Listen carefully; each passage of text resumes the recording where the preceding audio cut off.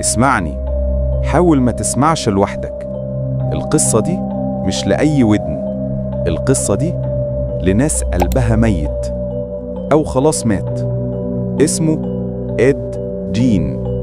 الناس قبل ما تعرف حقيقته كانت بتقول عليه طيب وهادي وملوش في المشاكل، بس جوه دماغه كان ساكن جحيم، جحيم محدش يحبه حتى العدو.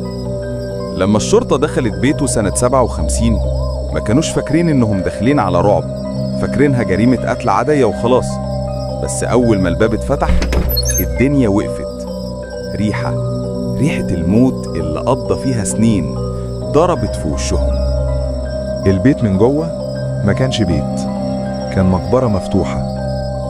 كراسي معمولين من جلود بشر، أباجورات ضوءها طالع من جلد بني آدم مسلوخ بإيده، جماجم متحولة لطاسات وصحون،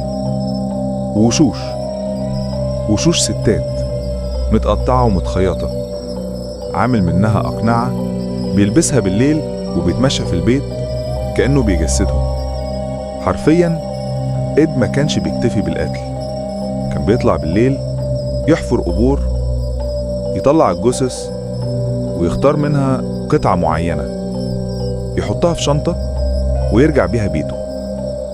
بيت معمول من لحم بني آدمين. الشرطة ساعتها اتصدمت، ناس شافت جرائم طول حياتها ومع ذلك اللي شافوه في بيت إد جين خلاهم يعيطوا.